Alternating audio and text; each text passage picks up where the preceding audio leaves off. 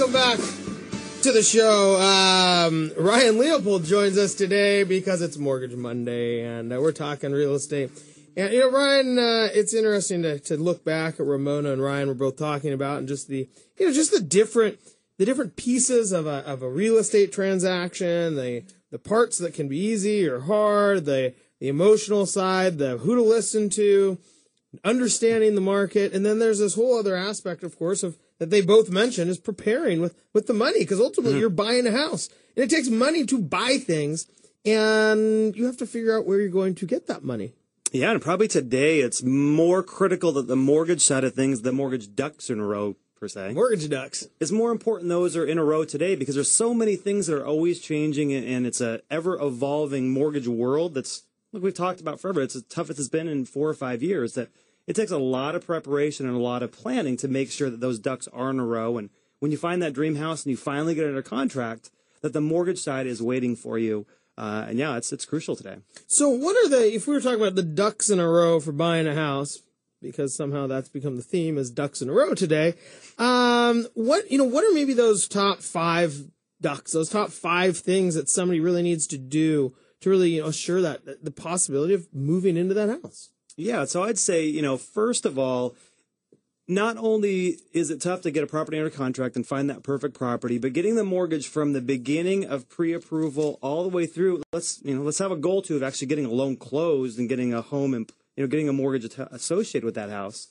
There's always those things that we can do to better prepare ourselves. And again, lenders like us and agents like Ryan and Ramona can all work together to assure the best possible transaction for our buyers. So, first and foremost is what we all want is the same thing, which is a smooth and uneventful transaction.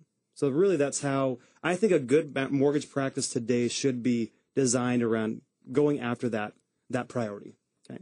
So the first thing we can do is really, and Ramona talked about it as well, is getting educated and prepared and really just knowing what your options are from a buyer standpoint, knowing how much you need as a down payment, what you can be qualified for, what loan programs are perfect based on your situation, and really just understanding that, because the more you can be educated and prepared from day one, the more confidence you're going to have going into the market and being prepared to take action when that great property comes up, because really that's what it requires today, is that you're prepared and ready to take action.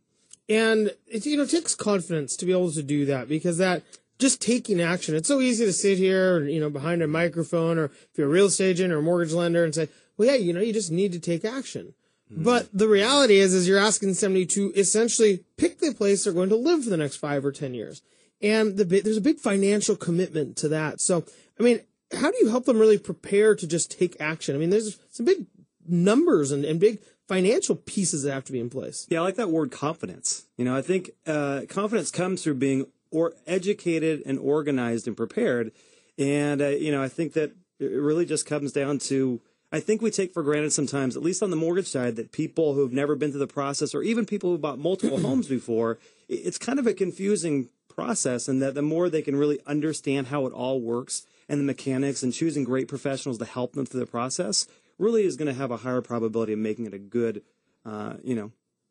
memorable experience as opposed to not. Yeah. So so let's talk about building that confidence. And both Ryan and Ramona did mention this ability of, getting a complete and accurate pre-approval. Something that's legitimate. Their pre-approvals are not handed out to anybody and everybody who wants one just because they have a pulse. Yeah. Not like, it's crucial now more than it's ever been. I guess some lenders do just send them out, send out the letters. You said it, I didn't say it. I'll say it right now. It is true, because I still see lenders that will basically give people pre-approval letters because there is an urgency to get an offer in without collecting proper documentation to really assure the accuracy of that pre-approval. And I think it's crucial to take a step back, get your ducks in a row, and be organized. So that way, when you do make make an offer with a pre-approval letter, that's a real pre-approval letter that a lender can facilitate the loan on. And we still see that, unfortunately, we see it a lot, that too many things are overlooked because of not being organized and structured from the beginning, and having that complete and accurate loan file from day one. And I always kind of get a kick out of why anybody would want a pre-approval letter that wasn't accurate.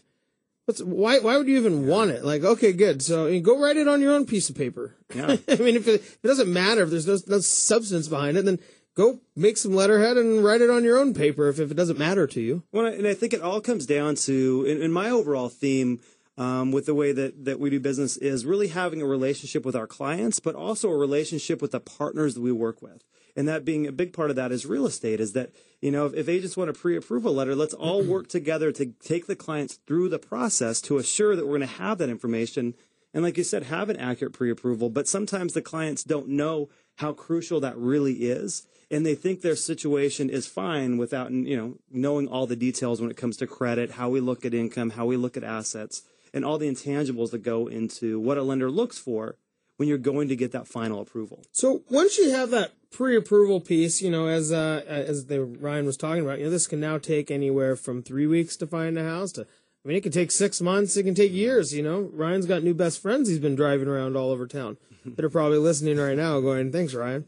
But there is that piece of this that is, how do you make sure that things are the lender's going to be there for you, that you have your team's still intact. Yeah, and I think that comes to one of the most important things is staying engaged with your lender as you go throughout the process. Like both Ryan and Ramona mentioned, is they may look at 15 to 20 homes throughout the process over that 3 to 6 month period. They may make 5 to 20 different offers. So a lot of times it's about being engaged with your lender and rerunning different scenarios when it comes to maybe down payment structures, different interest rate structures, because interest rates do change daily, or just looking at the intangibles of different homes when it comes to purchase price, annual taxes. Maybe it's a condo instead of a single family home, and now you have association dues that come into play. I think all those intangibles and staying engaged, not only the client and the lender, but the lender, client, and the realtor that's associated with that relationship, to all be working together for the best interest of that buyer. That's kind of having the ducks in a row. Right? You have everybody's on the same team working together. Let's keep them in a row. Let's get the ducks in a row. There you keep go. Them in a row. The entire the keeping whole way the through. Ducks in a row. Because I think that happens a lot, where lenders will get somebody pre-approved, they'll give them the information they're looking for, and then they kind of take a step back while someone's out there going through the process without helping them as they're making different offers and helping them with those decisions. Yeah, it seems like, I guess the people, whether it's a lender, I guess in almost any industry, though, you have people who are there when you need them, but then they go away. And a lot of times it really is on the lender, the real estate agent, or maybe it's their insurance agent, or whatever it may be. Look, they should be engaging you. They should be almost immediately accessible if you have questions, and you're able to make that connection and help you through such a huge process. Yep, absolutely. It's not just getting pre-approved; it's making sure that they're there when it's time to make an offer and get that offer accepted. And what about the last duck, Ryan? The offer's there now. When it all comes down to it, lenders want, or buyers of houses want, like hundreds of thousands of dollars to just show up.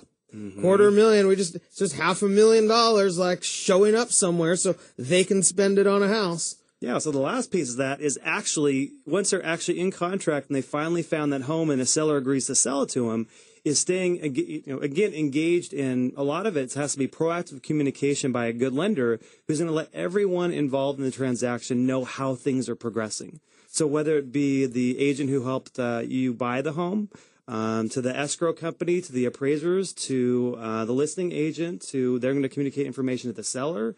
It's proactively communicating with everyone and leading that loan throughout the process, because there's a lot of stuff that happens on the back end with a lender through underwriting and processing that, if they're not managed efficiently, can create a lot of anxiety. And in some cases, homes could not close because that loan is not in place at the end of the transaction. So yeah, I think communication with a good lender is going to let everybody know what's going on every step of the way. And we do have to go to break, but it comes back to that. It's hard enough to get a contract on a house, but then you actually have to close on the contract. Otherwise, you're wasting time and, like 30 pages of paper, if nothing else. Hey, we have to go to break. We'll be right back. Joining us again, Ramona Jones and Ryan Housett and Ryan Leopold. We'll be right back after this break.